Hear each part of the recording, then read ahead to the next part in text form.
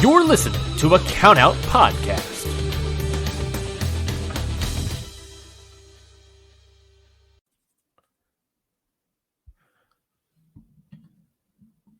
Hello, everyone, and welcome to another edition of the Stardom Road podcast here on the Count Out Network.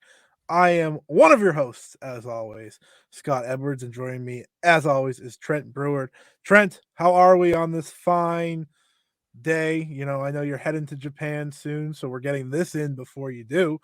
Gotta love the immediate dating of this episode for anyone who's paying attention. But yeah, I mean, listen, folks, this doesn't need to have a much... doesn't need to have a date to it. As you already saw in the description or the title, you know what we're talking about. But before we get there, Trent, how are you? Look, I'm doing well. As you said, I'm about to go to Japan. I fly off tomorrow morning, so I'm excited. Got to get all the boring, important jobs out of the way, like this. I kid. But yeah, no, I'm looking forward to it. And the topic that we're talking about today is kind of relevant to that trip because it's one of the reasons I'm going over there in the first place. Yes, we here on Stardom Road always make everything timely, of course. So to explain to everyone, we tossed a couple ideas around for this episode initially. We thought, okay, we could talk about the big shows in Stardom's history, which we kind of already have done before, but we could kind of more focus on the biggest shows that they've had because this is their, and I quote, biggest show ever. This is what they have called it, so I can say that. Of course, Grand Queendom for those who maybe are listening in the future, and All Star Grand Queendom. Sorry, I want to be specific because they'll use it again. Yeah. It'll be the Cinderella Grand Queendom in a minute or two. But look, in a couple of years' time, you guys might be listening to this, and their biggest ever show was filling out the Tokyo Dome. We don't know. But for 2023, right now, Yokohama Arena, All Star Grand Queendom, it's their biggest ever show. And on paper, you can understand why. There's so many big aspects to it. Another idea we tossed back and forth was let's talk about outsiders in Stardom and kind of their impact. We have Maika Satomura and recently Prominence and stuff like that. We were going to talk about that because in a lot of ways, this is the current day Dream Slam in a lot of ways. And those are the topics we tossed back and forth. And then Himeka decided to retire. And that kind of made us shift. This wasn't actually Trent's idea. I'm happy to admit this is my idea. And Trent was like, well, I'm not going to say no.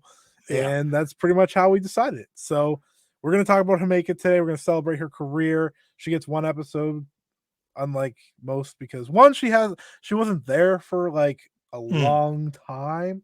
But at the same time, I think it's more fitting here. We celebrate the incredible career of Himeka.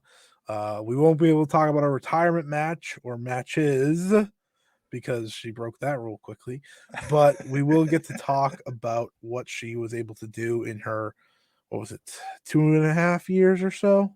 Pretty much, yeah. Typically, the Stardom Road goes back a bit further than 2020 being the furthest back date. But given the topic at hand, we wanted to kind of give Himeka her roses, so to speak. She's only getting one episode because of the amount of time she was there. And like a lot of the wrestlers we talk about on these wrestler-specific shows, they kind of have multiple facets of their career within Stardom. We talked about Arisa Hoshiki. She had 2 separate runs in Stardom.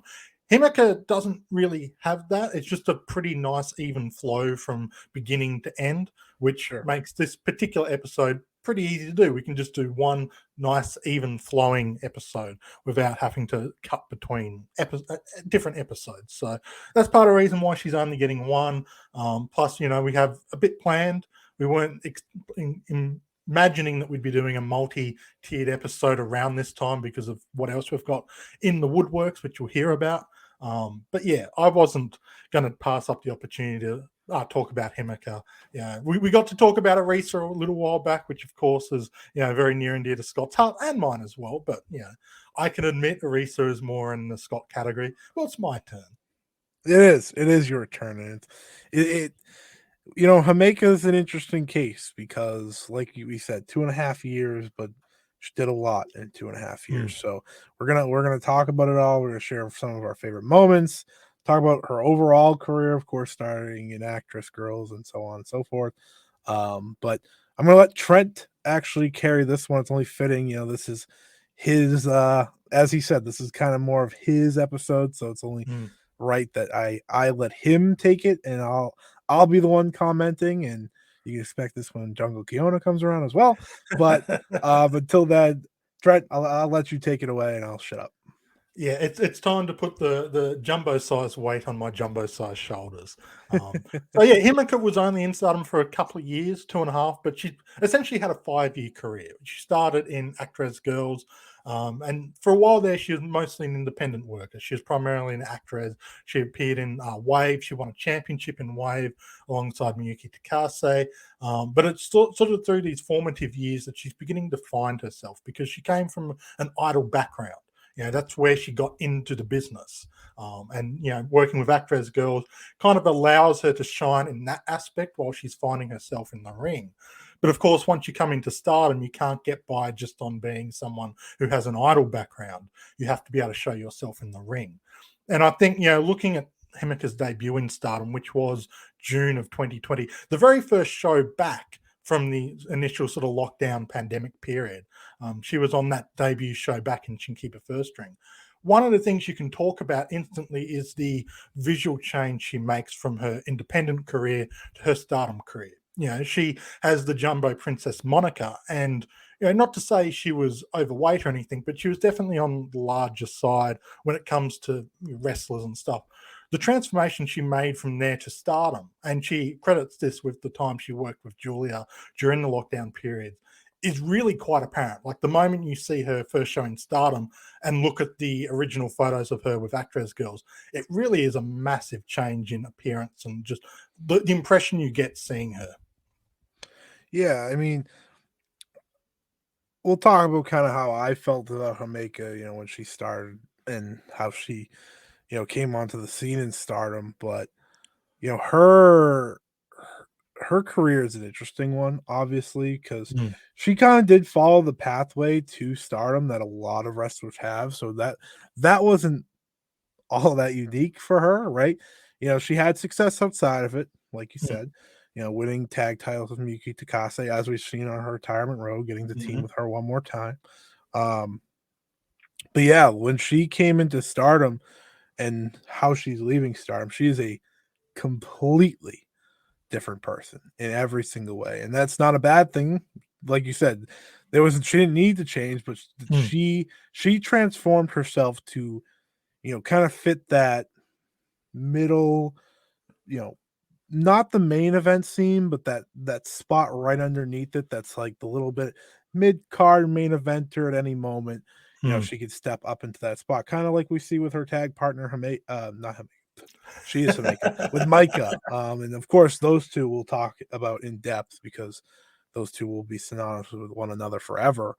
But yeah, Himeka, what she was able to do in 2.5 years in terms of improvement, just with her overall look and in ring, it's really impressive. And I think she's kind of the perfect example of like how Stardom can really transform a competitor. Yeah, she came in very raw, and she looked good in that debut match she had. She came in, member of Donna Del Mondo. They faced Stars. It was a fun little match, kind of showcased what you were getting from this new person if you weren't familiar with Himeka. The basics were there. She was doing okay, but just how quickly she evolved into the kind of wrestler she was. She was always pretty good in terms of selling things with her face. But the physicality side of things, she picked up very quickly once she was in Stardom. The general showmanship really came on board quite quickly, and it kind of had to. It wasn't a sink or swim situation with her, but she was made to look very strong and very dominant from the start. She won her debut match with Donna Del Mondo. Not long after that, we had the 5-Star Grand Prix, and she made the finals of that. She did what Utami did a year or two prior, is come in, new face, and instantly establish yourself as someone to be feared. You could do that purely on her, look. She's one of the biggest wrestlers on the roster.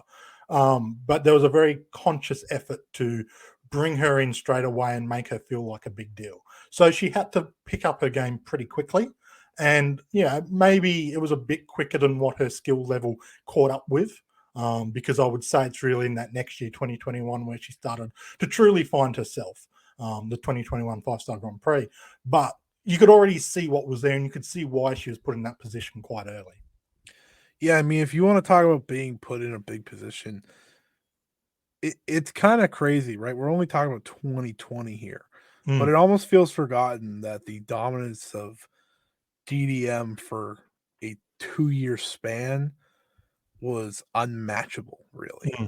Yeah. I compare that span for DDM to like the only thing comparable in Stardom, and that's literally Io Shirai. Like that's how dominant that faction was as a whole. They were the new Io Shirai in a lot of ways. And it's The funny. collective. Yeah, I mean, because everyone had gold, everyone won, everyone had a moment, right? Like everyone had a spot pretty much. And you know, DDM has won a different way since then, but those first 2 years truly were incredible, and they don't get there without the addition of Himeka. You know, people remember that original 5 so fondly because that they really made an impact. And like you said, it wasn't until 2021 that Himeka really came into her own as a wrestler. But for someone that got given a lot early and had to do a lot early, you know, she did as good as she did it as well as she could, especially at her skill level at the time. At that time, what, she was 2.5 years into her career, didn't wrestle, you know, completely full time. It's not like she was wrestling every single weekend.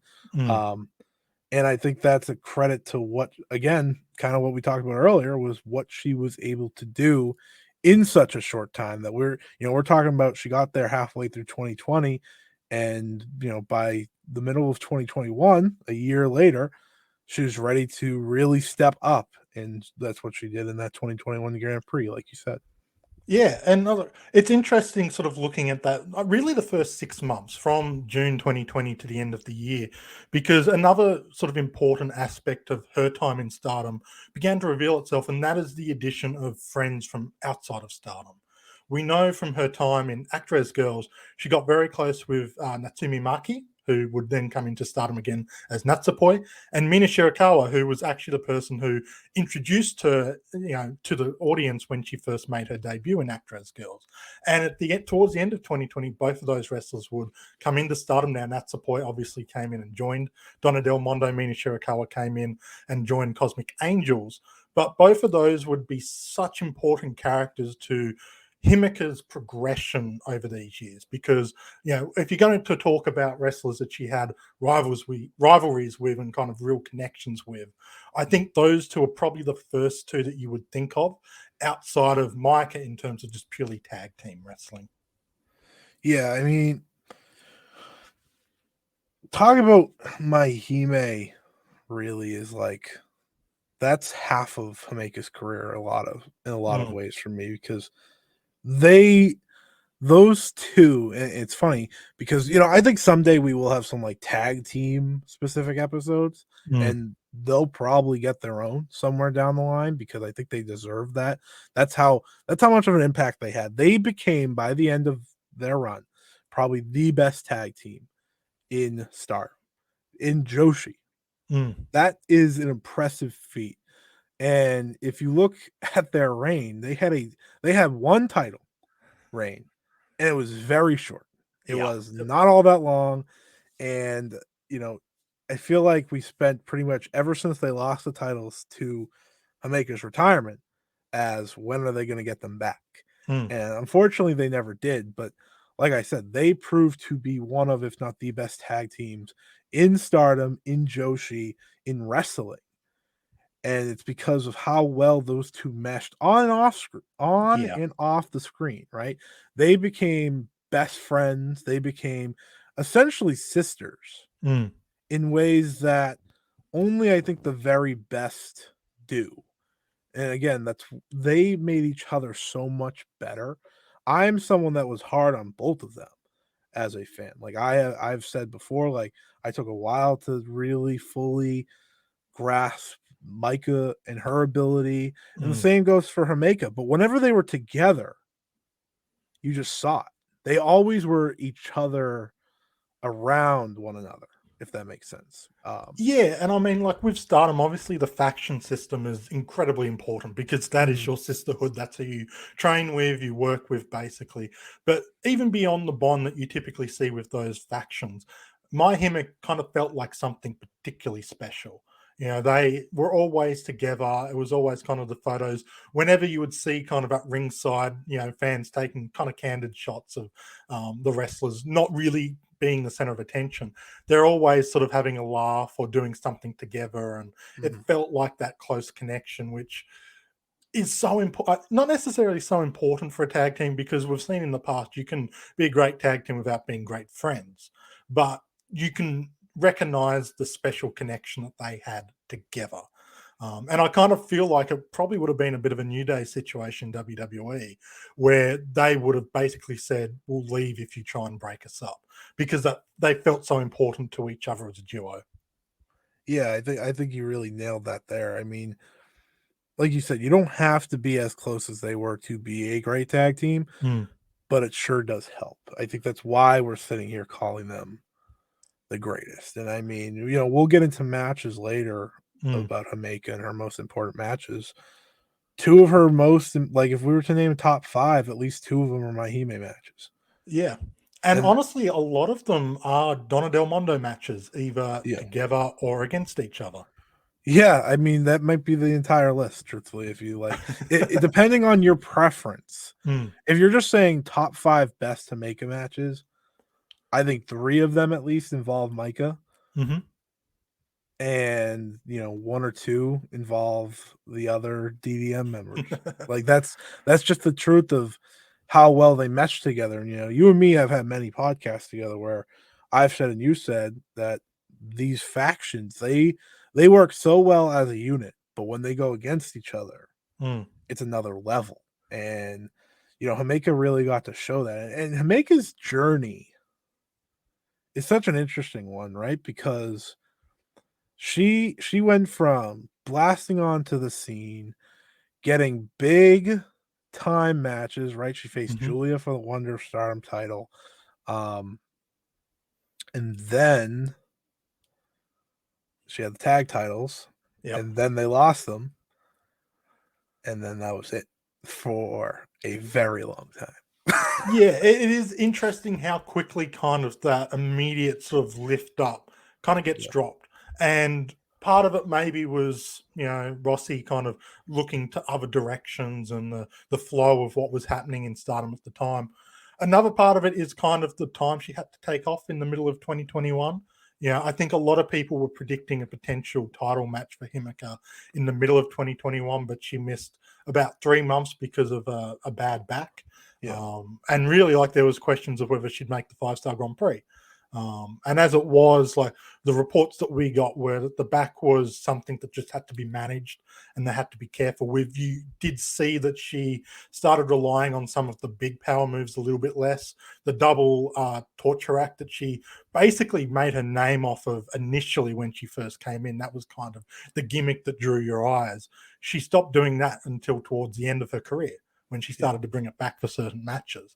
But yeah, you kind of notice she had to change her style a bit. But that time away, and I think, you know, she talks about it herself in a couple of interviews, being able to sit at ringside or stand at ringside as a second during this time, watching Julia work, watching Shuri work, I think really helped her realize what steps she needed to take to get to that next level. Because, yeah, she started off strong, got a very brief tag title reign, and then kind of plateaued a bit. And we both sort of mentioned that 5-star Grand Prix in 2021 is when you start to see the next step and that next progression forward that a lot of people were waiting for with her.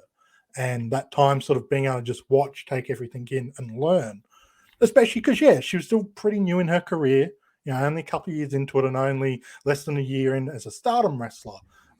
Really allowed her to find what was necessary to become more than just the big wrestler, the host wrestler. Yeah, I think those injuries are really important to bring up because she did have a lot in that 2021 back injury. Was like it was really concerning because I think some people maybe haven't experienced the life of being a Joshi fan, which is you never know, right? it could be enough. Like any injury could be enough to be like, all right, this isn't worth it. And they move on. And she had not only the back injury, she's had a knee injury before, which is more recent, of course, and we'll get to that. And she's had a lot that she went through, but thankfully, as she said in her press conference, she's retiring healthy. Yes. Even though her retirement road has said otherwise. Thank you, Tam, specifically. But like it's interesting to me because she did have that 3-month, and really I remember that being a weird time because she came back for a match and then she disappeared again. And then like you said, walking into that 5-star, it was like, is she gonna be here? Is she not gonna be here? Like, and she was gonna play a big part because I talk about this a lot with like New Japan too. It's like these round robin tournaments are where wrestlers find themselves completely. Like it's a lot of matches, sure, it's a toll on the body, but you're able to fully figure yourself out. And that's what Himeka did in 2021. 2020 was just too soon for her to do that. Yeah. It was, hey, you need to not only jump in, you're going to be in a big spot. 2021, you're not going to have as major of a spot. You're going to get wins and obviously, but you can work on your game. It's kind of like why I think we get so excited when we see like the likes of a Ruaka and Hanan and folks like that get in so early because they get to craft themselves a little bit early and figure it out along the way, right? We watched Hanan walk in this year and walk out a different wrestler, just a smoother wrestler. And it starts off sometimes a little chalky too. Like, and I think that's kind of the interesting thing with Himeka is like you could say the 2020 tournament was a little chalky here and there. 2021 was full of absolute, in the words of the, as kids like to say, bangers. And like she had such a great run. And I remember in 2021's tournament might be like 2022 was phenomenal. 2021 still may be the better overall one. And that's ridiculous to say because they were both two incredibly special tournaments. But Himeka had a lot to do with that in 2021. Yeah, and look, because that's the thing. She came in a little bit later. She kind of did what Suzuki did in 2022. And, I was a little bit concerned because, she's having all this time off and still wasn't ready for the very start. Yeah, her and Takumi had like a month off before they started. And you can't help but be a little bit like, okay, what are we getting? And then her first match was against Mayu Iwatani, which is a great litmus test. And yes, Mayu can carry a match, but you could kind of, the way Himeka wrestles, she kind of needs to bring it. And she needs to be healthy enough to bring it. And she brought it. Like, you watch that match, you don't think, oh, you've missed 3.5, 4 months off because of a back injury. It was like, oh, yeah, it's time to start the tournament and let's go. And that might have been because they were just being extra cautious with her because of the type of injury it was. And obviously, look, she said in the press conference, injuries aren't the reason she's retiring. But I wouldn't be surprised if the back issues that she had kind of woke her up a bit and was like, I like having a back that's not completely destroyed. Wrestling, if I wrestle for too long, I'm going to end up with a back like that. Get out while I still can. Yeah, I mean, that match with Mayu is one of my favorite Himeka matches ever. Like, it really highlighted the best of Himeka as a powerhouse and kind of like where she can go. And I remember that being like, that was the match that opened my eyes finally for her. It was like, oh, okay. Like, and it probably helps that she rested for so long too, so she was fresh. But that was like, that's when the light bulb went off. I was like, okay, Himeka's got it. And she really rode that wave the rest of the way. It wasn't that wasn't like a one night thing. That was this is how the tournament's gonna go. And most people forget a lot of people's tournaments and their runs in that because of what Shuri did, of course, because Shuri had maybe the single greatest tournament run I've ever seen in pro wrestling. But Himeka does deserve a lot of credit for that because when she came out of that, she was a completely different wrestler. Yeah, and you got to really see the fruits of that labor the following year. There was a bit of a running joke online amongst the Stardom circles of basically keeping a running timer of how long it took for Himeka to get a singles match. And I was part of that crew. I kept the running counter and I You would had the post milk carton and everything, I think. Yeah. I had a little meme image and stuff that I would update on the regular. But I think that singles run really helped set her up for what would be a World of Stardom Championship match and then admittedly last minute Wonder of Stardom Championship match through 2022. But before we get there is another championship that we need to look at, and that's the Artist of Stardom Championship, which she won in October of 2022 alongside who else? Maika and Natsupoi. Her greatest run. This trio had a record tying run with the Artist belts. They matched Cosmic Angels for 7 defenses before eventually dropping it in May of 2022 to Oedo Tai. But again, we get to see the connection that she has with the Donna Del Mondo crew. They change up their look. They come out with new music. They really lean heavy into the idol aspect, which, of course, Himeka and Natsupoi, natural at. Maika was kind of comedic. The judoka was a little confused. yes. This wasn't her natural run, but as we've seen, the more Maika leans into the absurd side of wrestling, with her being associated with it, the better it is. Yeah. But it was fun to see that different interpretation, and one of the best trios teams I've seen in a long time. But on top of that, we also got to see her work as a little bit of that bully heel, which we would see periodically through her career. She never leaned heavily one way or another. I think she was kind of too popular to go full heel, but not necessarily, her nature and style worked too well in that kind of role to be pure babyface. But the interactions with Natsupoi while they were champions, I think, did a lot to develop the characters for both wrestlers. And even though it didn't necessarily eventuate into a big story beyond the sort of month or so that was going on, their difficulties together, their conflict, which started in the Goddess of Stardom Tag Tournament and essentially resolved itself during the ladder match that they had, and only really reappeared after Natsupoi betrayed the faction a year later, I think was integral to not only making that championship reign interesting and feel different to a lot of artist defenses, but also did a lot for the characters for both involved. If you're listening to this weeks, days, months, whatever after we recorded this, I want to say this now. The Mahime Poi Artists of Stardom title reign made those the title. The titles. Like the Artists of Stardom titles, since they've won it, have been one of, if not the best parts of Stardom since then. Like every single match has been must see since they've won it. It went from them to the Oedo Tai trio, who obviously were fantastic. I think they will probably get a little more of the shine because it was after the fact, and they had matches with the likes of with the big Hanan coming out party and the big Prominence match, stuff like that. And then we're seeing Prominence be presented pretty much as the most dominant trio ever because they walked through the Triangle Derby, won that, and they're beating every big trio now on their way. But I want everyone listening to this to know it was Mahime Poi, I think, that really elevated it. The Cosmic Angels did a great job with them too. Yeah. But to me, it was that rivalry getting the titles onto these two that then said, all right, this is now the titles to focus on. Because for those who don't know, the Artist of Stardom titles have never been like a major, or not, they're not always a major focus. They took a bump there for a while, truthfully. Like they just became an afterthought. And that's part of why I say they raised them rather than the Cosmic Angels, because even when the Angels had them, they were more, oh, this is the new faction, we need titles on them, rather than they're going to have this run that's, memorable. It was historic, but it wasn't necessarily always memorable until the end, and they got that rivalry. And I think that's kind of why I want to give Mahime Poi that credit, because those three connected so well together. They were all so different that it worked perfectly. And again, that goes to that DDM dominance that we were talking about earlier as well. And like you said, I liked that Himeka got to play that heelish thing.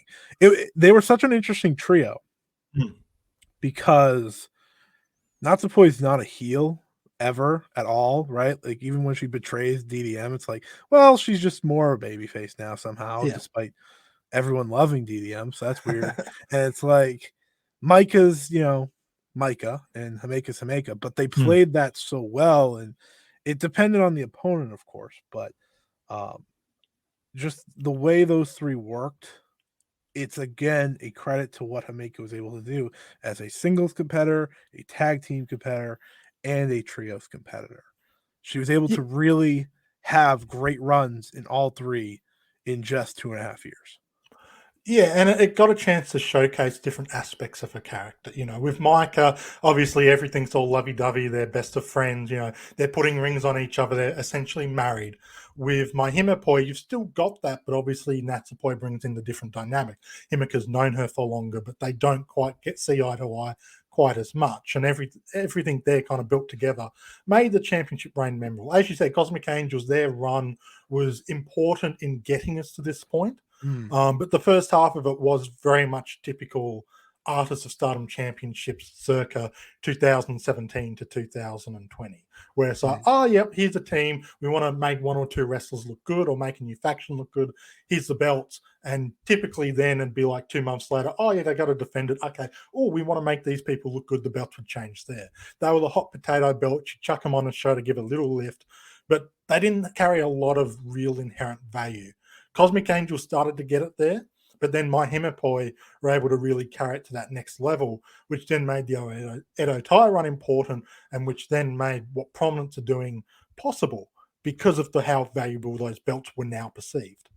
The match I always like to point out that really showcased how big my Himeka made those titles was when they went against young OED.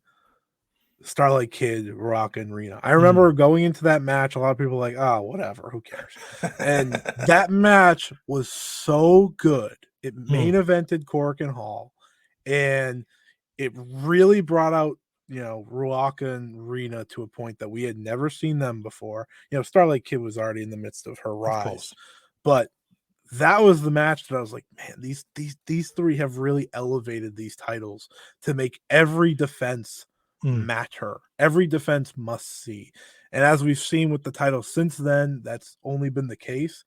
But again, without those three doing that and having a match like that, you don't get to that point. It's kind of like what you see with Wonder of Stardom champions in a lot of ways. Like the very best Wonder of Stardom champions can do that no matter the opponent.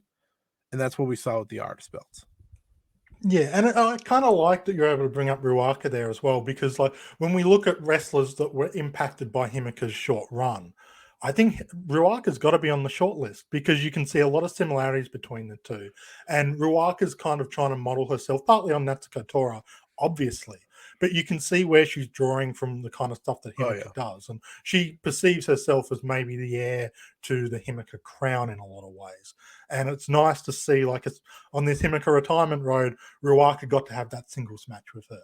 And it feels like every chance that they get to kind of put them together, especially for Ruaka's level, it always feels important, always feels special. And I feel like maybe in 10 years' time, when we're looking at maybe the finished version of Ruaka, we'll be able to see where that Himeka influence has come through.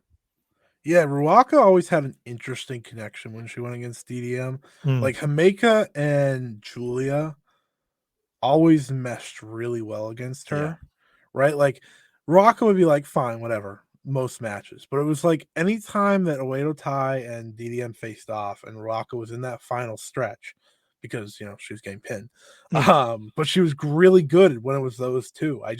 It's so weird that it was just always those two. She's a lot better now, obviously, and we've seen her really grow. But those were like the two that really, I think, helped her a lot.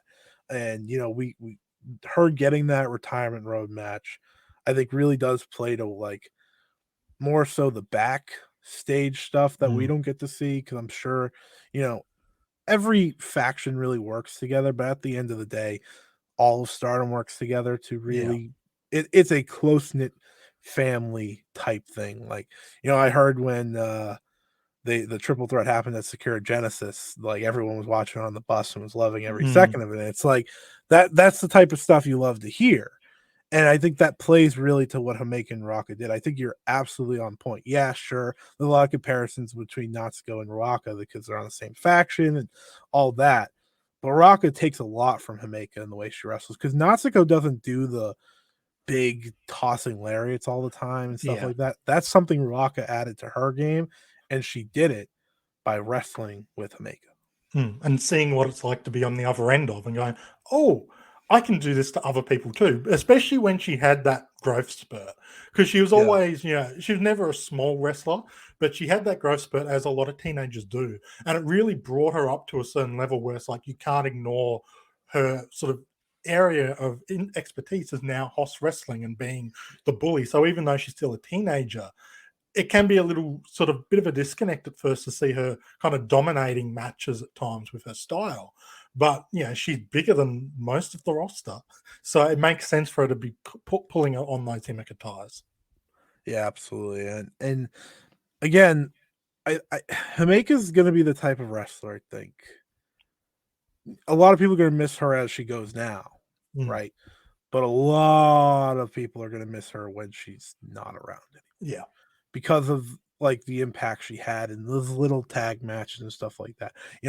We've been talking about this. We've highlighted really her trios and tag team mostly so far. We're going to get to her singles in 2022. We've already kind of touched on it, but we'll get to it a little bit more. But she really was able to do all three so well, and that's not something every wrestler can do, whether it's Stardom or Joshi. Stardom, I'll admit a lot of their wrestlers do all three well because there's a certain expectation to be able to in Stardom. They're all, but she did it at the highest level, all three of them, right? She never won the big singles title, like she never won the Wonder World, but she had those big matches that showed she could have. Yeah, Himeka is an interesting case because obviously there was a lot of people, myself included, who saw her as a potential white belt winner or a potential red belt winner. And it is interesting hearing her talk about in her retirement how she felt like she went as far as she could go. And the impression I always got was that, looking at that now and in hindsight, she didn't necessarily want the pressure and the demands of being the top singles champion. And so she modeled herself as a tag team wrestler. And she said that in interviews as well. She's primarily a tag team wrestler who, when the singles opportunities came, she could do it. And she had great singles matches, but I think ultimately she is someone who will be remembered as being a house wrestler and kind of defining that genre within Stardom, because a couple of years ago, there was one or two wrestlers who kind of wrestled that house style. In 2023, it feels like half the roster kind of draws influence from that. And, you look at someone like Himeka, who, along with Utami, and to a lesser extent Jungle Kyona, because she was on the way out as this was on the way in. That was kind of the revolution to bring in that more aggressive, hostile, hard-hitting, which you now see across the roster from the top to the bottom. But yeah, she definitely felt more at home as a tag wrestler.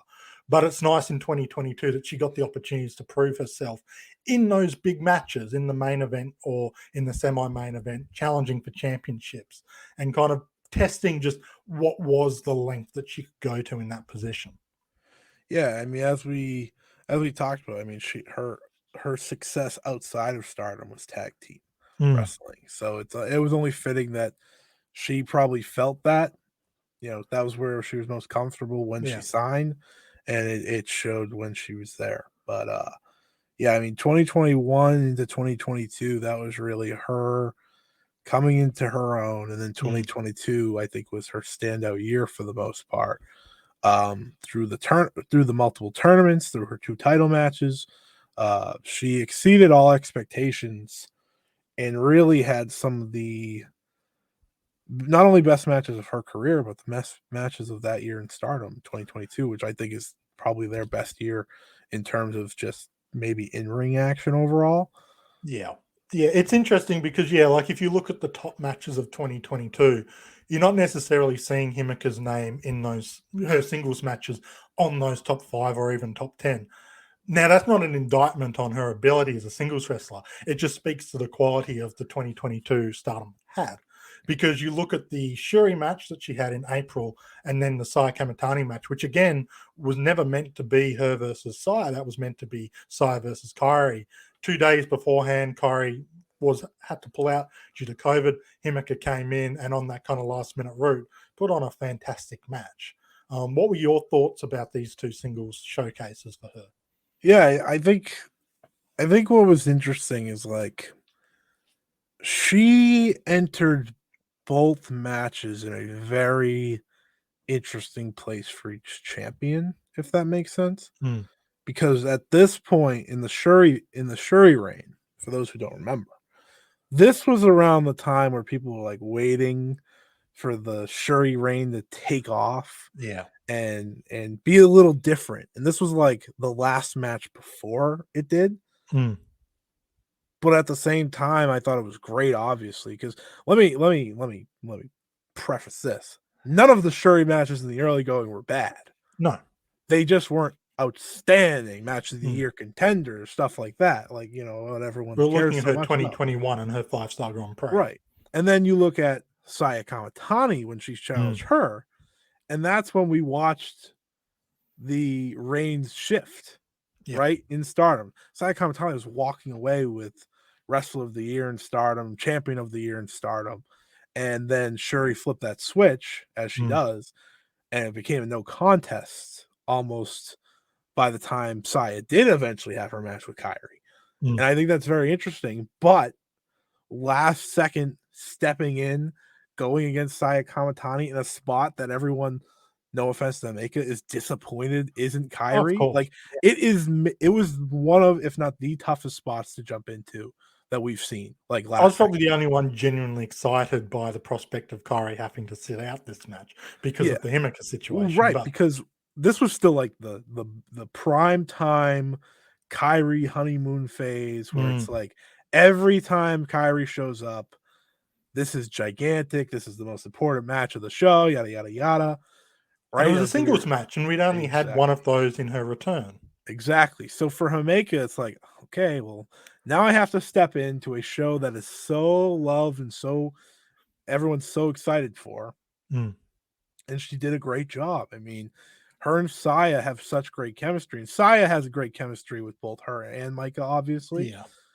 More her and Saya and Maika are like the real like rivals of maybe the golden generation, let alone just that. And I think we should talk a little bit about the golden generation. Absolutely. The importance of that and how Himeka was put into that for a reason.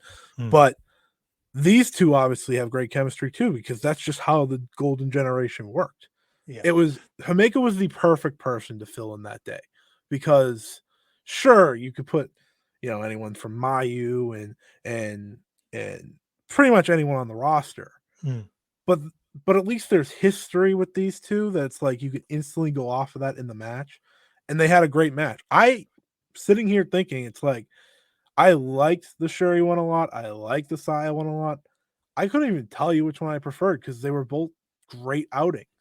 Yeah. And I have certain matches from the rest of the year that I think Himeka had better matches against.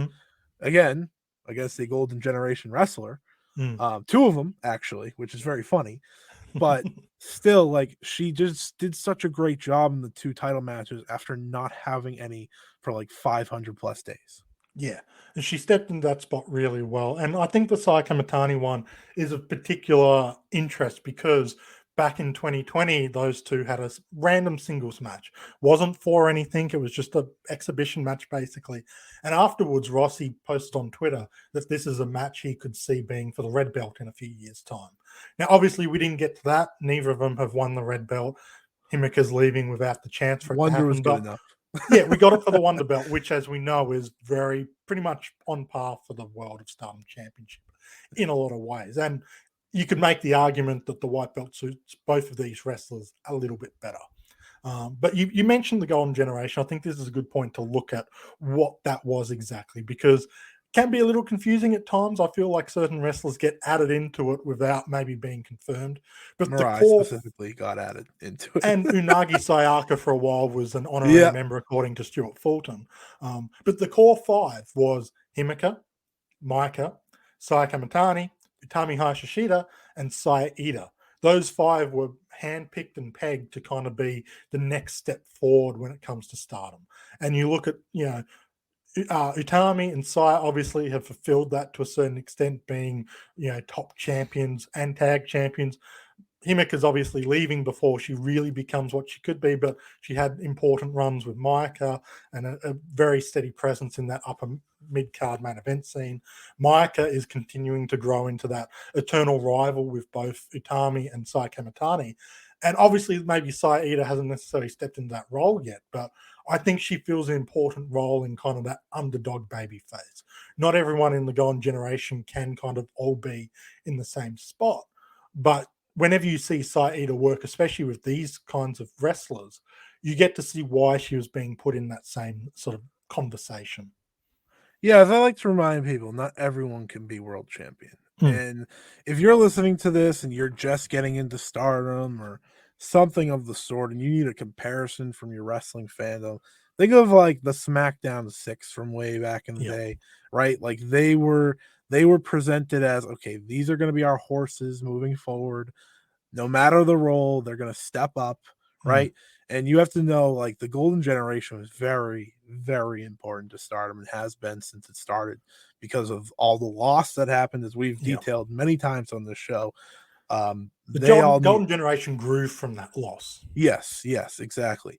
You know, they made Rossi and Stardom were able to make a shining moment out of a dark time. That's what they were able to do with this Golden Generation. And you know, the Golden Generation continues on. And like you said, there was that original 5. We've had some added, some removed. Mariah's officially part of it. She was in the Golden Generation tag. So, like, we know she's part of it now. But it was really everyone around the same age group for the most part. And really getting ready to jump into that next step. And all 5 of them the original 5 have had major moments in Stardom. Even Saida, who of course unfortunately was injured, so she didn't get to fully do it, but she had that future Stardom title.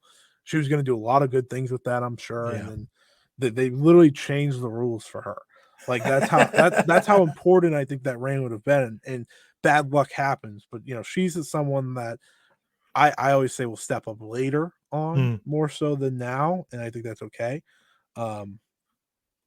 But anytime these Golden Generation wrestlers went head to head, they brought the best out of each other. And one of my favorite Himeka matches of all time is against Utami Hayashida in the IWGP Women's Title Tournament. A match that is very forgotten because it was just on a random Korakuen. And, you know, we got the Mayu Tommy match after that at the pay-per-view that was outstanding. But this was fantastic. In a tournament where you put Mayu Iwatani and Momo Watanabe against one another, this was the standout match of the first round. And this was the standout match anytime we got these two head to head. I'm still heartbroken we didn't get the world title match between these two because that's one I really, really want, especially when Utami was going so good as champion and Himeka had fully come into her own in 2021. That was one I really wanted. That's one of my true, like, I'm really sad we never got that for a title. I'm happy we got it the way we did. Because they were great every time. But those were outstanding. Like I said, the Saya match, and of course, it would be wrong if we didn't all come back to Maika in the end. You know, Himeka, it always comes back to Maika, the wife or the husband to Himeka. I'm not sure what sort of connection there they officially have, but of course, October 1st, 2022, 5-star Grand Prix final night. These two wrestle for the first time ever against each other, go to a draw, and later that night they are crowned best block match from the tournament for their block. And you wouldn't find a lot of people arguing with that. And I think the perfect visual coming out of this was the two of them skipping down to the ring hand in hand. You wouldn't think they got knocked out of a major tournament that night. They were just so happy to have won that award together. No, that was a big match that a lot of people had circled because it was the first time they got to face off. And of course, for many of us, we were hoping it was one of the many they would get to face off. Of course, one of two at least. We'll get one more, the official retirement match, but not really. At All Star Grand Queendom, which you'll get to see live, of course.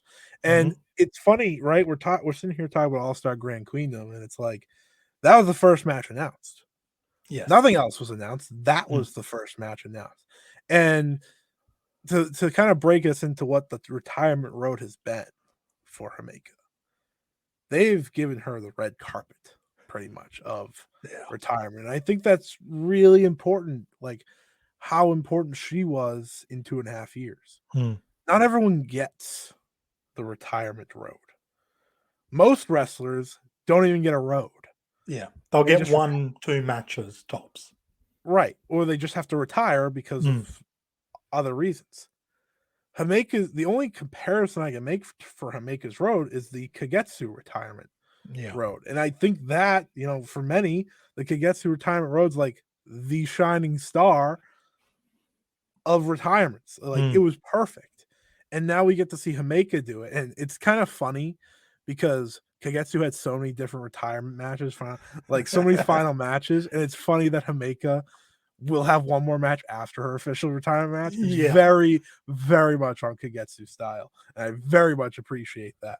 But yeah, I mean, they've rolled out the red carpet. We've seen Himeka have some of her best showings in these few matches. Like, it's not like she's turned the light off necessarily. Now, some matches, it's like whatever, the house shows. But of course. The match with Julia, for example, those two went out there and had like a mini world title match, which was wild, and again on a house show. Then her and Tam Nakano in the Cinderella tournament, as I brought up earlier, she got dropped on her poor head. Of course, Julia and Tam, who are feuding to destroy each other, had to destroy Himeka along the way. Tam was warming up for that. Yeah, and we didn't get to see it. Spoiler alert, but we got one more time between Mahime and ALK, which we'll talk about a little bit later. The original, the big time match that they had for the titles.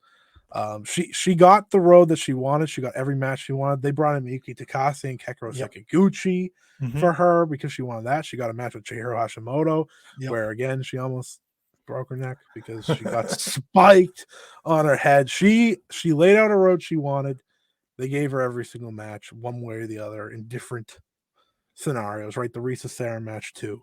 And I think that's really special and really talks and explains who Himeka was to Stardom and to this roster. Yeah, absolutely. Like you've mentioned all these matches, and the crazy thing is that's not even all of the quote unquote retirement road matches she's having. We've obviously got the Maika match at the end of the month for Grand Queendom. We've got her teaming with Maika versus ALK, as you mentioned.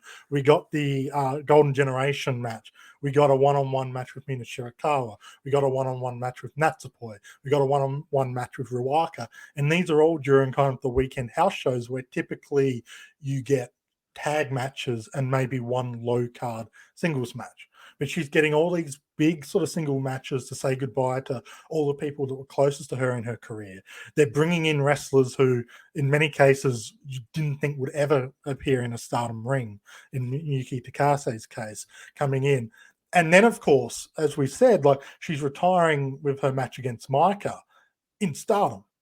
But then less than a week later, Bushiroad and Pro Wrestling Wave are teaming up just for one event, just for Jumbo Princess, the Jumbo Forever show at the Shinjuku Face. I was getting confused between two. It's kind of funny that they're doing Shinjuku Face for a retirement show. It's a nice little small venue. It's intimate. It's for Wave. And she's facing Sakura Hirota, which is, I think, going to be a very special little match. And then, of course, she's coming back the next month for the official retirement ceremony. We've joked in private. She saw what Keiji Muto did in his retirement run. And it just seems like she was inspired. The only thing she's missing is a second gimmick that she could have brought in just for these events. But you're absolutely right. For someone who was only in the company for 2.5 years, who wasn't a top champion, getting this kind of retirement road, this kind of run, either speaks to how generous they are as a company or how important Himeka was to everyone in that locker room. Yeah, I mean, it's funny because like when Himeka announced her retirement, a lot of the conversation was like, everyone kind of started to be like, oh my gosh, the Joshi retirements, it's been so long. We avoided them for so long. And it really does speak to like how important she was to Stardom, how important she was to the roster, but also how important she was to a lot of people's fandoms. Like her retirement, and anyone that retires usually gets a big reaction. But like, yeah, I remember hers being like really emphasized when she announced it. A lot of people were devastated Maybe it's just because they can't hear the theme song anymore. Maybe it's just because they love Himeka, but I think that's again what she was able to do in 2.5 years. And I give a lot of credit to her Stardom run because that's where a lot of people learned to love her. Absolutely. Maybe they went back and watched Actress Girls and her stuff from there. That's fine. Good for you. But like at the end of the day, it is what she did in Stardom, what she was able to do on camera as a second in the singles, tags, trios, in the main events, in the opening matches, right? Like against Ruaka and against we highlighted her in Ruaka and then we highlighted her in the Golden Generation. It's like two very different things, but she was able to really bring the best out of herself and others. And I think she's again, very important to Mina Shirakawa's growth as well, because there was a lot of talk about Mina in the 2021 5-Star Grand Prix, and then maybe she didn't live up to those expectations necessarily. Then she had a banger 2022 5-Star Grand Prix and kind of truly found herself. But in between that, you had matches with Himeka, which kind of revealed that 5-star aspect again. Really, I'd argue before the 2022 5-Star Grand Prix, Himeka was the person you got the best matches out of Mina with. Yeah, exactly. I think, I think with Himeka and as she wraps up her career, it'll be interesting to see how Stardom fills the gap. Because it is a very big gap to fill. A jumbo gap. Yes, jokingly, but not so jokingly. Like it's going to be a tough one to fill. And timing wise, they couldn't have had a better time to have a giant new rookie. For example, right? Like Hanako walking in. Hanako's already shown like she has something there. She's been given a move from Himeka. The JP coaster. Right. So like that is clearly a sign of like, oh, well, maybe she can help do that. We don't know yet because Hanako's still very new, but based off early sites, she has something there. But you can't replace Himeka with one wrestler. And I think it'll be interesting to see what they do with DDM. Because DDM has went through a lot of change and losing now, or should I rephrase? Now only having 2 of the core 5 in DDM, that makes DDM not feel fully like DDM anymore. The weakest of been. Right. There was a limit.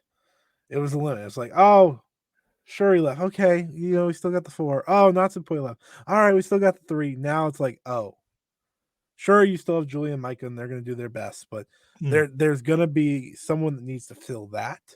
Yeah. And then just her place on the roster. Now, there's a lot of Hosses, so I'm not too worried about not having Hoss fights. We have a surplus of Hoss. We've got your Amy Sarai's, Yuna Mizumori's. Mirai doesn't have the height, but she's got the impact. You've got your Itami Hayashishita. The Hoss role can be filled, but Himeka brought something there which none of those wrestlers individually can match. I should say Maika as well fills that role as well. And I think that's where maybe a lot of eyes are on Hanako, even though she's a very young rookie. You can't expect her to be doing what Himeka was doing, but you get that pure size, that pure build, and potentially strength as well. The Hoss is surplus, but you're not getting what you're getting with Himeka. You're not getting the character work, maybe, that you got with Himeka, the facial expressions. There's a very big gap there for someone who wasn't the focus of every story. Yeah, like, and I'll say this before we get to the matches and stuff like that, and then kind of start to close this down a little bit. But it's a lot of matches to talk about, so we're not anywhere close to done. But with Himeka, it's going to be like, okay, well, you have so many outside forces working with Stardom now that it won't feel maybe immediate in her exit because you just have so much going on. But over time, you'll start to be like, oh, there's just something missing. There's something missing. And again, it'll come down to how they replace DDM. Who does Maika team with moving forward? Because you're never going to recapture what Mahime had. No. And again, we will talk about that in a few minutes. But it's almost like because right, Julia has tag team partners. She's teamed with Mhm. both Mai and Tekla. They've all have tag team. Maika doesn't have that now. Yeah, she could team with Tekla. Yeah, she could team with Mai. That's fine. That's just what factions do. But she's gonna need to find someone new, and I think that's part of the reason, we've seen Mai Sakurai kind of get elevated a little bit recently and stuff like that, because it's like, well, TDM needs something after all this time.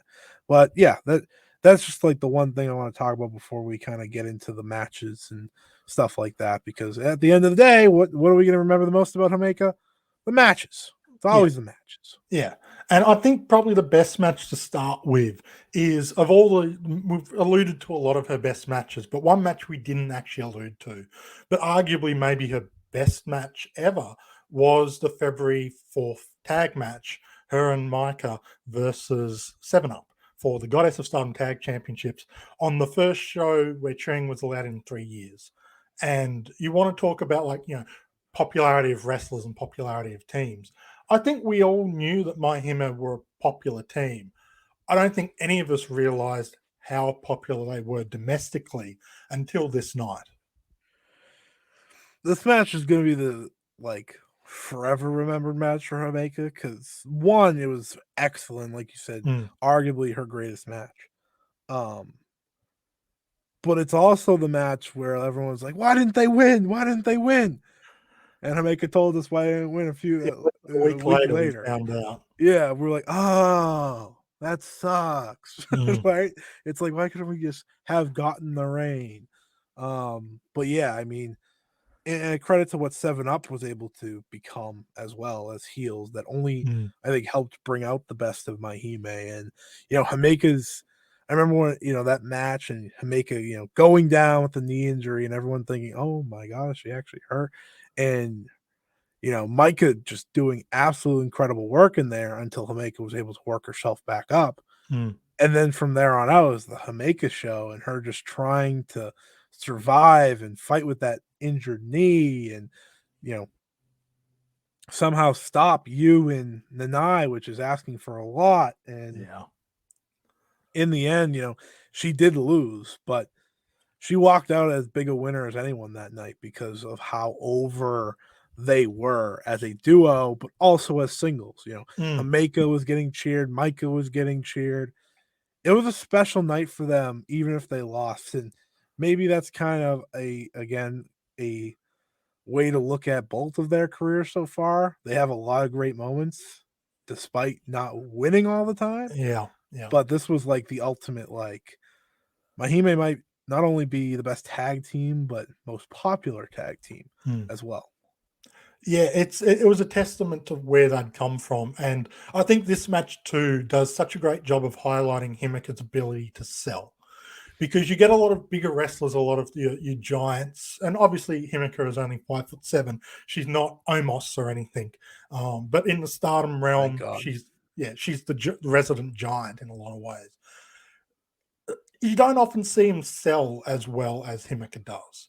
When she needs to make someone look good, she makes them look really good. She's struggling to move with the knee. She's in pain. She's feeling overwhelmed. And again, like, one of the first things she noticed with Himeka when she joined was the facial reactions and her ability to emote. And I think this match really highlighted that, because everyone believed, I think pretty much everyone believed she had legitimately injured herself in that match. When she did the diving knee, missed it, crumpled to the floor. It felt like the energy got sucked out of the arena, and it certainly got sucked out of my room, because I was like, oh no, they're finally getting this chance to showcase themselves. The crowd loves them, and they're ending it in an injury. And then, of course, she was able to come back and, showed that it was a work, but it was just done to perfection. We see that injury angle a lot in wrestling, but when you execute it well and the crowd are behind you enough, it really just, chef's kiss. It was. And to kind of pivot to what I think is the other match in question of what may be her best, is a Mahime tag against ALK, Shuri, and Julia, right? This match is it's almost like a fever dream to think back to, because it was so confusing. this whole entire card was Mm. is a fever dream in a lot of ways, because on one hand we have tag team titles main eventing a show where there is a world of Stardom, wonder, like everything like was going on, yet we're here watching these two teams main event, Mm. right? Utami's facing, was this B? This was B, right? Yes, it was B. B Priestley, who retires, leaves Stardom after her match, and B Priestley retired. Blair Davenport right. came into Well, foot. she hasn't wrestled, so maybe she did retire. But like I remember seeing that, and I was just like in a shock. One, Priestley just had the best match of her career, and then she goes, "Yeah, I'm leaving," and I'm like, "Hold on, give me a second. What?" And then we're like, "Oh, wait, that wasn't the main event. That's right, because again, we're not having the main event be the world title match again. Not something that happens all that much."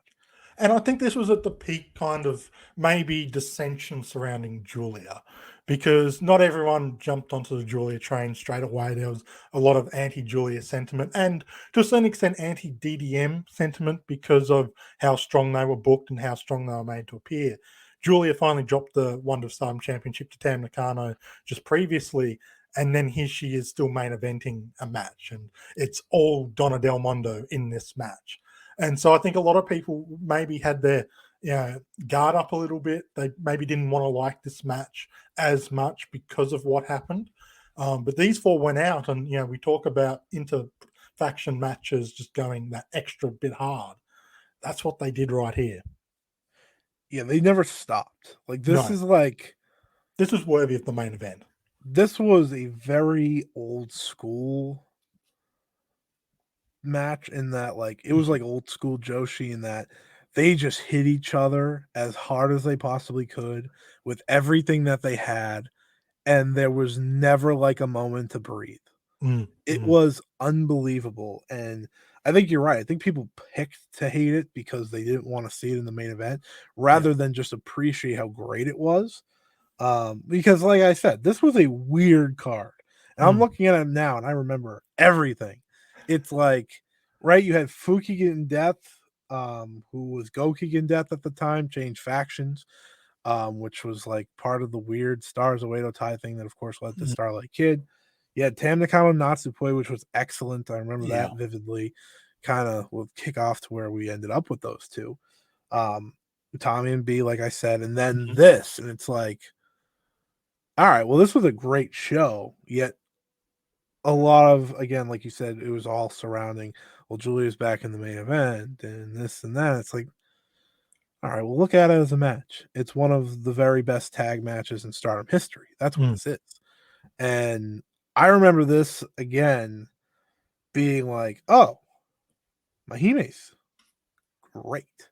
Right? Because at this time, Himeka had come off the World of Stardom title match against Utami, which I think a lot of people said, oh, maybe Maika does have something, right? Because that was big risk, obviously. And right, we get Himeka here, and it's like, well, it's not even about them in a lot of ways, unfortunately. It's about Julia and Shuri coming together. And ultimately, in the end, it was about that because they would win. But it's still like just a fantastic match to look back on. This absolutely cemented the quality of My Hime, because unfortunately they didn't get the chance to cement that in their tag title run. They only had one defense after they beat B Priestley and Konami for the titles. But it gave you a hint of what could be, and then this match really cemented it. Obviously, ALK was a fantastic team to go against to prove that. But that kind of gave you an idea of why, not only why they got along so well, My Hime, but what was to come in terms of them as a team. And it was the precursor in many ways to the 7-Up match that we talked about, which came 2 years later. They're kind of the key tag matches that she's had. We've talked a little bit about the singles matches. Is there any in particular you wanted to highlight?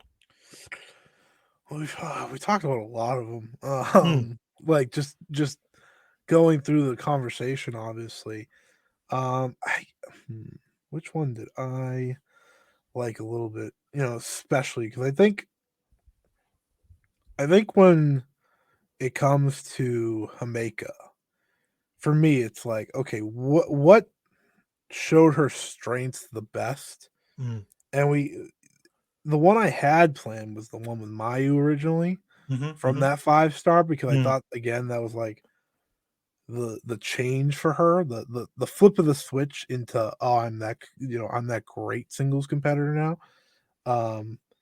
But instead of that, I think focusing again on the one with Maika for me is very important.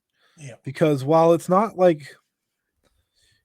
of the biggest matches in her careers in terms of stakes, it's one of the most important matches in her career in terms of just getting to go out there and, in a lot of ways, be Himeka, if that makes sense. Yeah. Because her and Maika, as we've said this entire show, worked off each other so well, and now they're stepping into the ring. And listen, they did not have an easy night. Okay, I just want to point this out.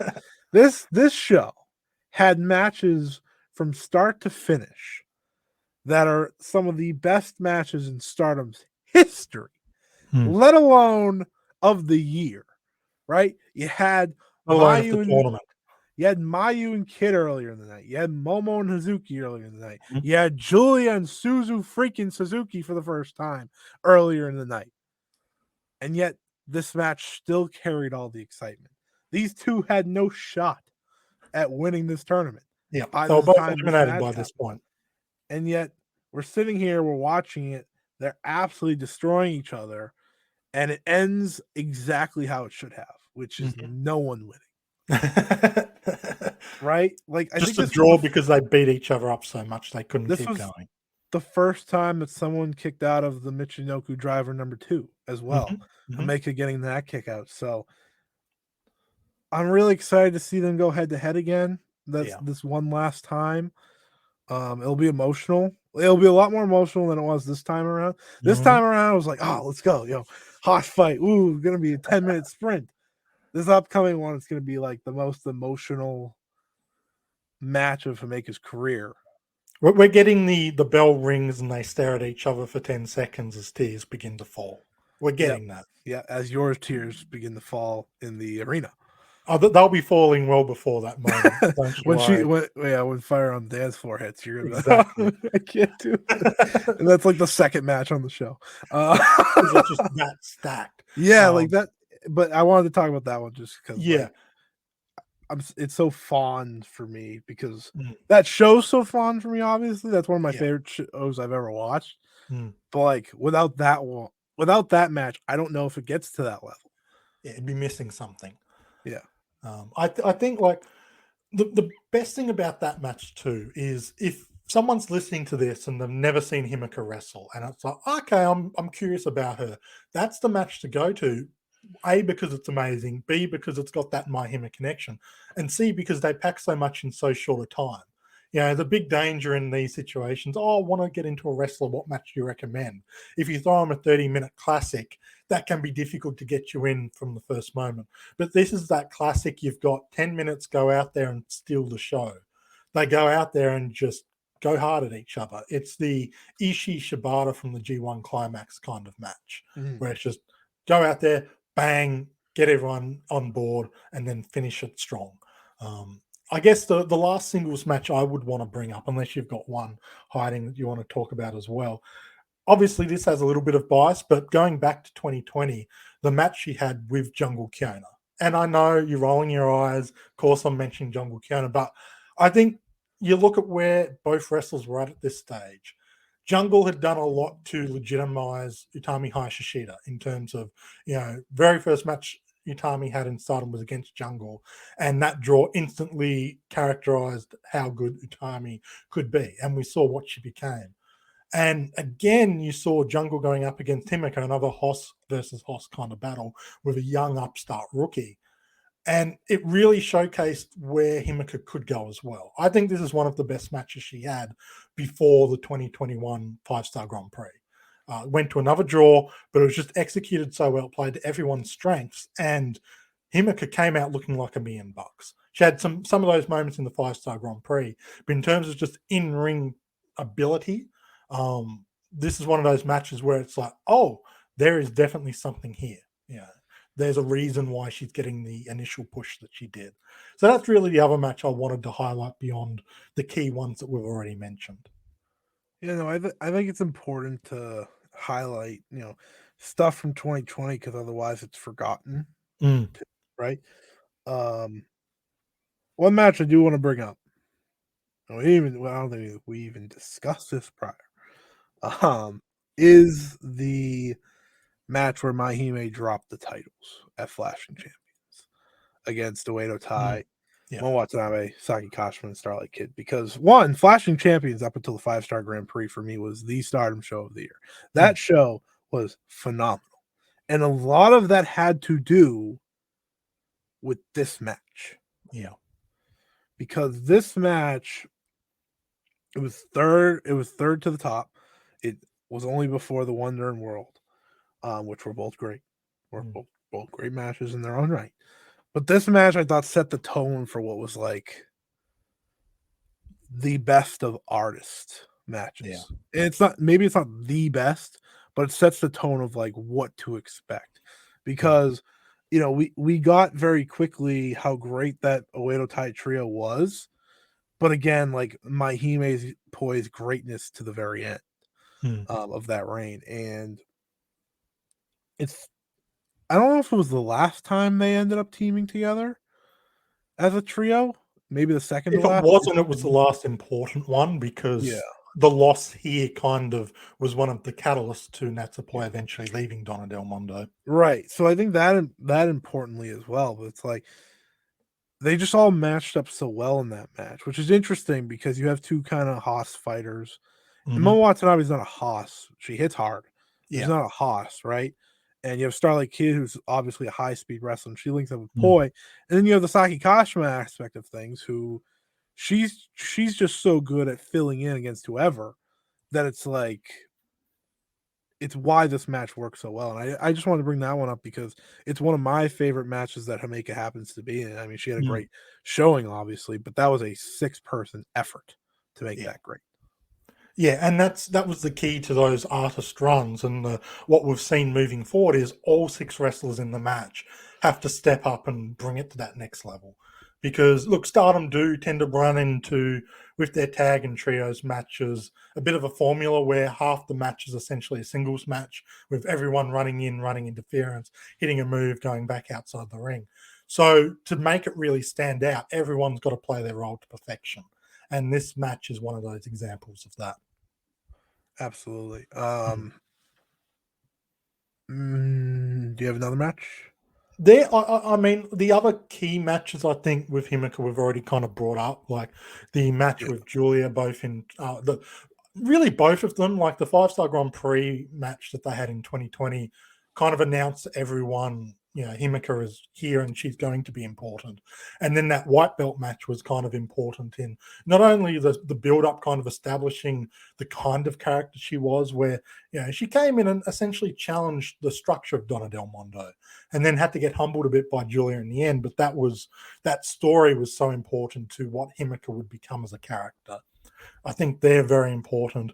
And then, like the Maika match obviously is important. The 2 championship matches in 2021, I think, are very important to go back and look at. So they're the ones that come to mind for me anyways. Yeah, I think you're absolutely right. And I think there's a lot of singles matches you can hit that like maybe weren't like, again, that's kind of like what we were talking about earlier with last year was maybe Stardom's greatest in-ring year. And Himeka had a lot of great matches. Maybe they don't fall in the top 10, but they were just so many scattered throughout the year. Yeah. That's easy to point to. I mean, talk about the ladder match, for example. That ladder match is obviously one that's overlooked for various reasons from that show. That is the show that Momo Watanabe turned on Queen's Quest and left. So it's hard. I think it's hard for people to remember that. But at the same time, it was a great match. It was a great ladder match. It was a Himeka heavy. in a lot of ways, because the story coming into that match was her and Natsupoi, and the match was never meant to be for the tag title, for the artist titles. It was just the money match. It was everyone. Mayu tried to get everyone to put in money, and everyone kind of went, "No, we're not making the kind of money you are, Mayu." But then Himeka just randomly said, "We're going to put the titles on the line," and it tested the friendship, it tested the team. But it was eventually, the story was Himeka literally dragging Natsupoi up that ladder so that she could get the moment. And in many ways, that kind of cements Himeka's entire career in Stardom. Was she didn't necessarily seek the spotlight. She was always looking to emphasize and highlight someone else, whether it be in the tag team with Maika, singles matches, making other people look good, or in this case here, going to Natsupoi, you take that briefcase down. Yeah, I just remember her like clearing the ring of everyone in the end, and then getting Poi up there to get it. I mean, that was the first ladder match, and it was great. It really was. It was really great, because when you have a first ladder match, you don't know how they're going to utilize the ladder. We got a Mayu moonsault from a ladder that was closed. Yeah. We got the Koguma dive onto everyone. And like we talked about, we had the moment between Himeka and Natsupoi, but getting there was Himeka cleaning out the ring and getting to that moment. So I thought that was an important one to highlight, because it will be forgotten, I think, by a lot, but not by us, because that's why we're here. But yeah, we're here to remind you guys. And that's what Stardom Road's all about. Whether you were watching live as it happened and you got to experience it, or whether you're coming in after the fact, looking to learn more about the wrestlers, more about the shows, more about the titles, more about the history of Stardom, we want to provide that avenue for someone to go, okay, this is what I need to know about X or Y or Z. So if you never got to see Himeka, if you're listening to this in like 2024, you've just got into Stardom and Maika's crying because she still hasn't found a new tag partner, this is the person that broke her heart. Now, I'm going to ask you two questions before we wrap this up. First one, what is your favorite Himeka match? Personal favorite, got to pick one. If I have to pick one, I think ultimately it's the Himeka versus Maika match from the 5-Star Grand Prix.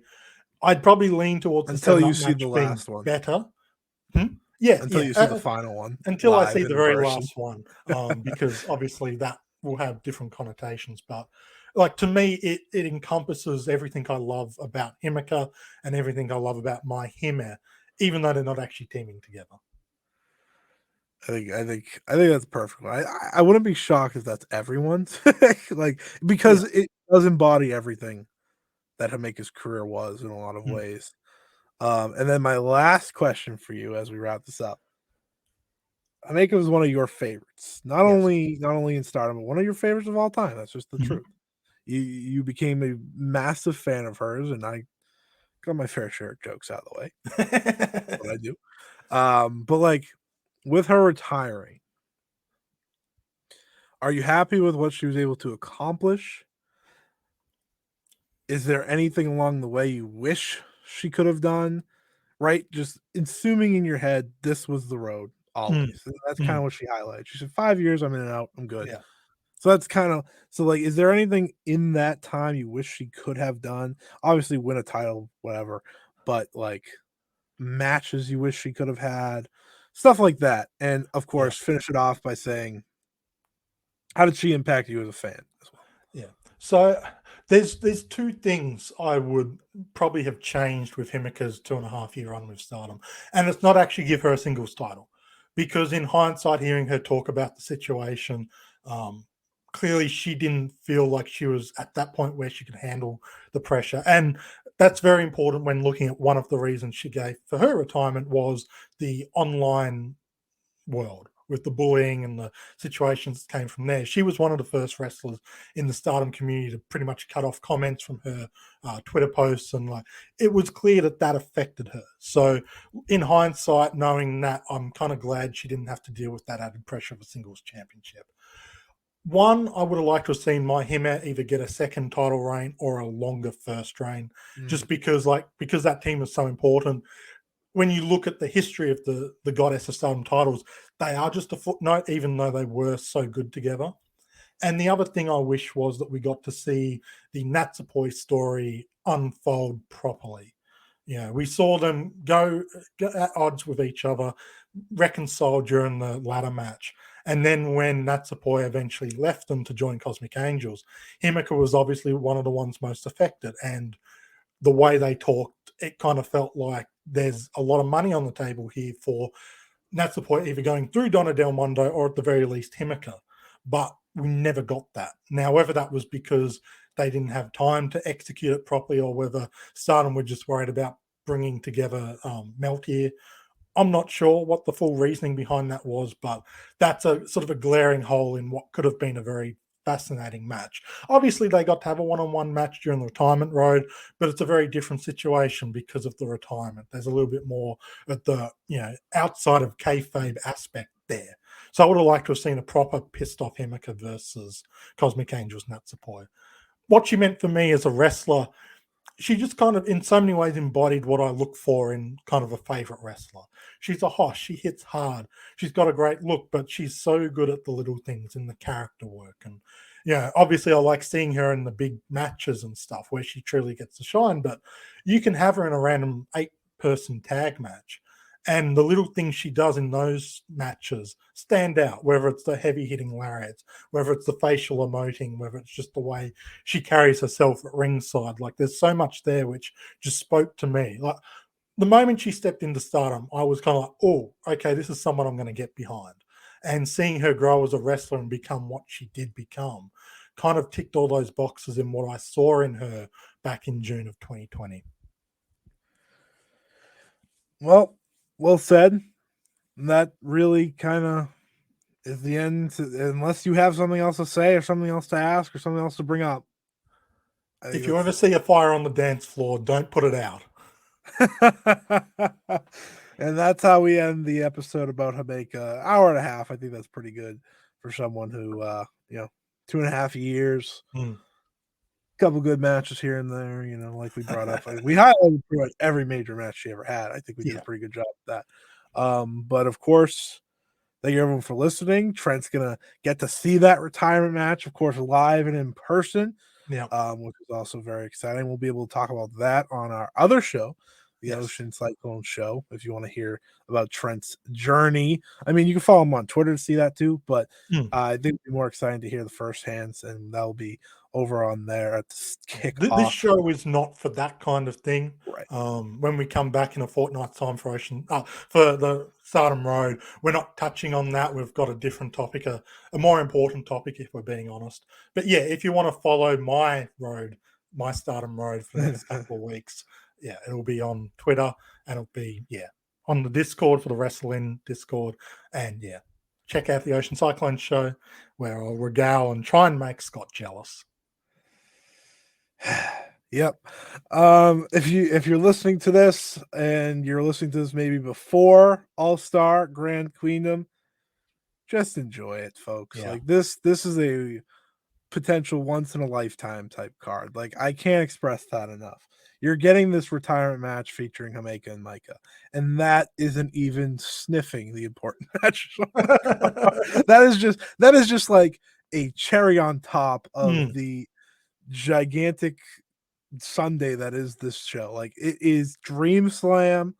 It is its own thing, right? We get dream matches, we get blood feuds, literally. We get possibly the end of an improbable journey for a specific wrestler.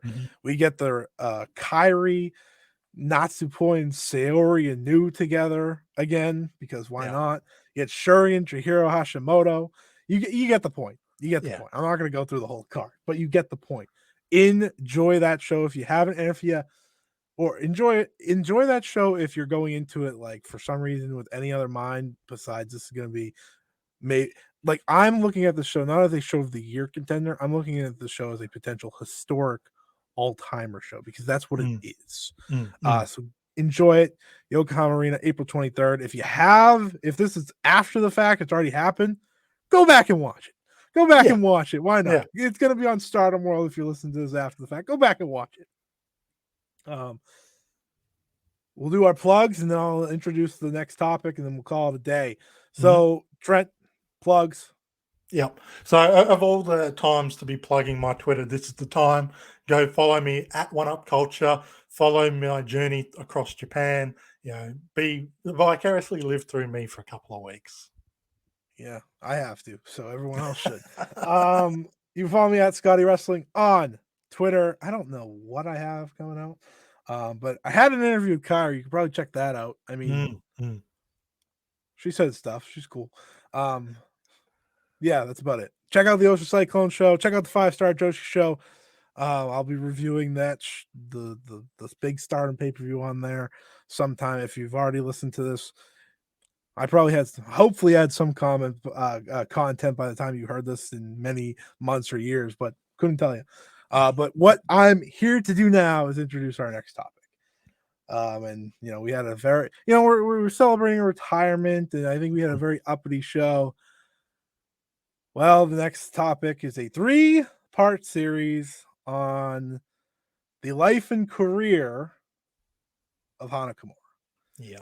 It's there isn't a better time to do it than now, right? On sadly the we're nearing the anniversary of her passing, and May has really become the month of Hana in a lot of ways. It's a way to celebrate her, and for us, we thought, okay, well, I've done multiple shows to celebrate Hana's life in the past. This is how I'm doing it this year.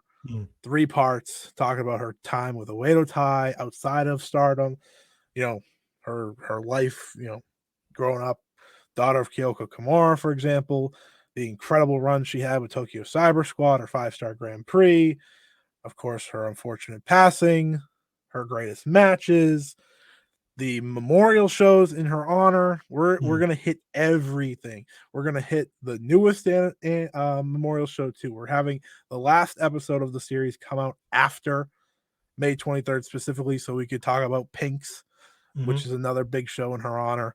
But yeah, it's gonna be a heavy topic. It's something that both me and Trent have covered before. So the further we get away, it's never gonna get easier. No. But as I always like to say when talking about Hana, we have to talk about her. That's how we remember her. That's how we celebrate her and what she was able to do in her life. We always want to highlight why she meant so much to so many people, because unfortunately, like, her name kind of gets thrown around a little bit as a warning sign as to what can happen in terms of the online realm, which obviously, like, it's important that we don't see history repeat itself in that respect.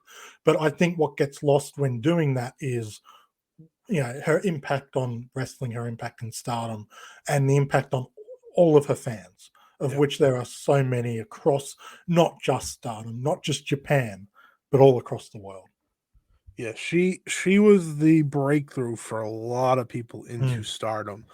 And I think we'll try our best to kind of highlight that and everything that was, like I said, the life and career of Hana Kimura the best we can in 3 episodes.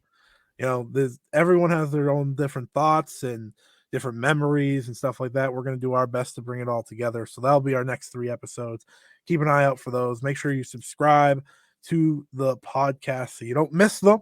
And go back into the history as well. We've talked a lot about a lot of people, a lot of wrestlers, a lot of moments, a lot of shows.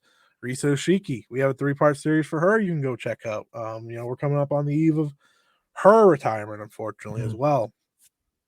May's a tough month.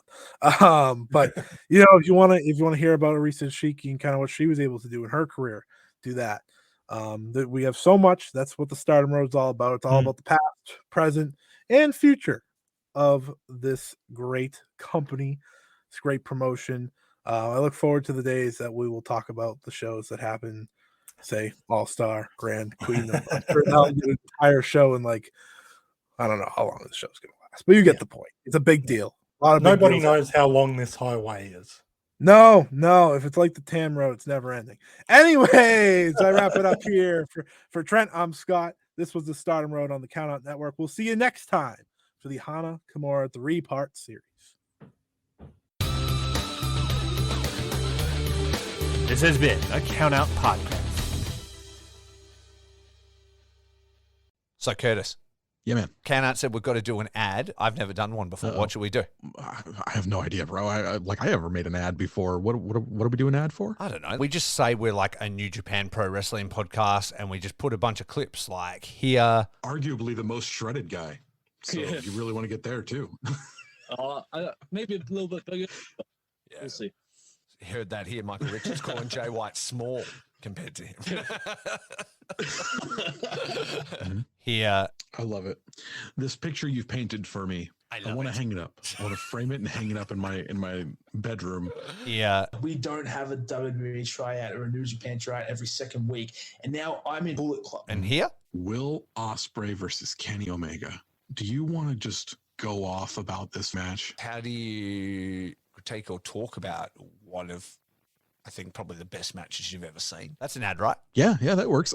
That's brilliant because then all our work's already been done for us and we don't have to do anything. Aha, past us did it. Present us living in the now. Look at us. Look at that. us being friggin' brilliant. Mate, minimum effort, maximum output. Okada Shorts podcast. Check it out on the Count Out Network at Okada Shorts. Rate and subscribe, listen or die.